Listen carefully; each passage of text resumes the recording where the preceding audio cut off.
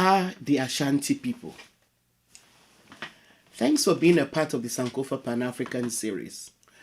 Please remember that we can only continue this series with your support.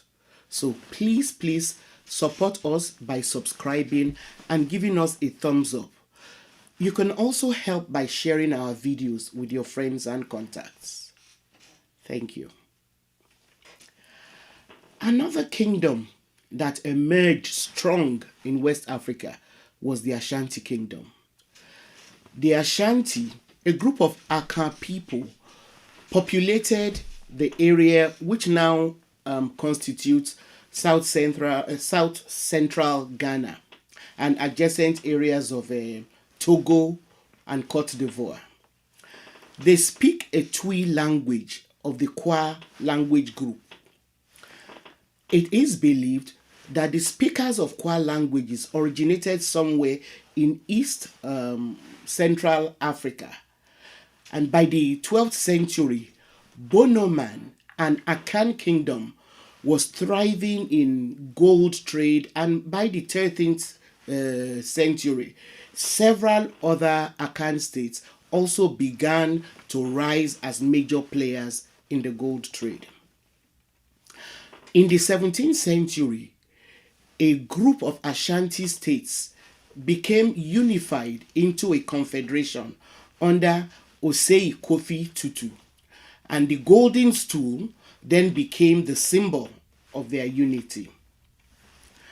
The political, military, and spiritual foundations of the Ashanti Kingdom date to this ruler, Osei Tutu.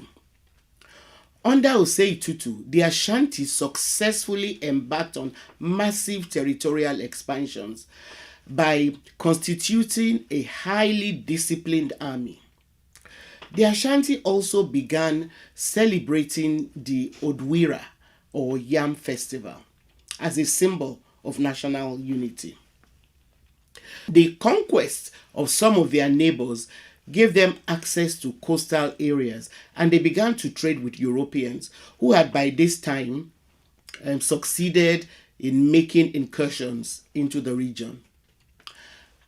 At its height, the Ashanti Empire included all of present-day Ghana and large parts of Cote d'Ivoire.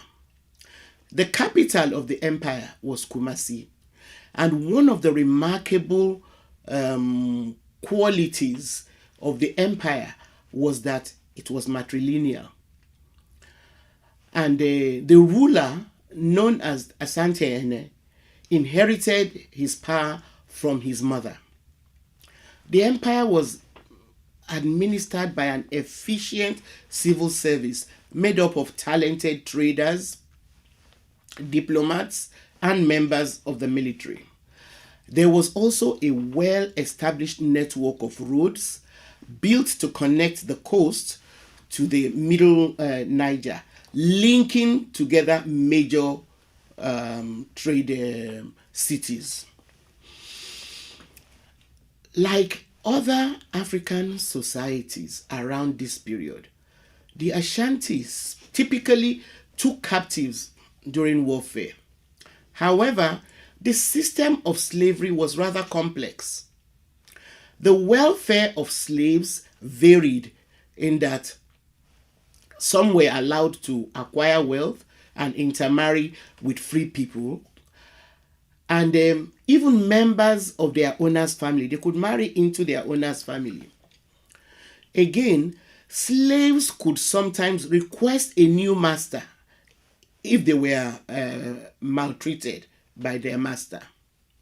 In some instances, free bondmen deliberately chose to marry enslaved women because marriage to an enslaved woman allowed children to inherit some of their father's property and status, whereas marriage to a freeborn woman prevented this, since inheritance was matrilineal and children were considered born into the mother's clan, and so they took their status from her family. This matrilineal system also meant that a woman's eldest brother, served as mentor to her children, particularly the boys, and a married woman was protected by her family. This was another reason why some Ashanti men preferred to marry enslaved women, because such women would not have the backing of male members of their family to intercede on their behalf. With an enslaved wife, the master and husband had total control of their children because she had no kith or kin. However, all the protection that slaves had were forfeited the moment the Ashanti began colluding with Europeans in trafficking slaves, in trafficking human beings. By the early 19th century, Ashanti territory covered nearly all of present-day Ghana, including the coast where the Ashanti could trade directly with the British. In exchange for guns and other European goods, the Ashanti sold gold and slaves, usually either captured in war or accepted as tribute from conquered peoples. As they prospered, the Ashanti culture flourished.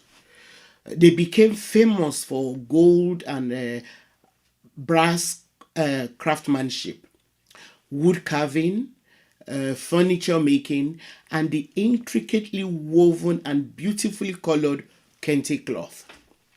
For most of the 19th century, the Ashanti Empire remained powerful. If you've watched our episode on Ya Asante War, you will recall that after her grandson was exiled, Ya Asante War became regent of the Ejisu Juaban district of the Ashanti Kingdom. Please make time to watch the episode that we did on this remarkably brave woman. In a single-minded pursuit to break the backbone of the Ashanti Kingdom, the British Governor General of the Gold Coast, Frederick Hodgson, demanded that the Golden Stool of the Ashanti be handed over to him. But the Ashanti refused. The Golden Stool was the Ashanti throne and a symbol of Ashanti autonomy. Frederick Hodgson then sent his colonial officials out to find the stool because the Ashanti kept refusing to surrender it. Instead, they had it. They went and hid it in a safe place. The colonial officers went from village to village, trying to force the people to reveal where the Golden Stool was hidden without any success. They ransacked village after village and even assaulted young children when they could not find the adults who went into hiding to avoid getting caught, beaten, and arrested by the colonial agents. By March 1900, things had so degenerated that Ya Asante War was chosen by the regional Ashanti kings to lead the Ashanti fighting force in resisting the British onslaught. As a woman, her appointment as war leader was most unusual in Ashanti history. She, however, proved to be worth, her mettle. Some accounts actually refer to the Ashanti-British War of the Golden Stool as the Ya Asante War. For several months, the Ashanti troops, made up of about 5,000 people under the leadership of Ya Asante War, laid siege to the British mission, which was stationed at the fort in Kumasi. They succeeded in cornering the British, who then brought in reinforcements made up of several thousand troops and artillery. This then allowed the British to succeed in breaking the Ashanti siege. Asante War and 15 of her closest advisors were then captured and sent into exile in Seychelles. Asante War was the last African woman to lead a major war against colonial powers and was a critical figure in mobilizing both men and women to resist colonial power. Her exile and subsequent death also mark the end of the glorious Ashanti Kingdom. Currently, the Ashanti are still one of Ghana's largest ethnic groups. They occupy south central Ghana, and the Ashanti Kingdom was declared a crown colony in 1902, following the Ashanti War. Thank you very much for watching this episode. Don't forget to help sustain us by sharing our videos with your friends and contacts. Also, send your questions and comments to our community page. Thank you.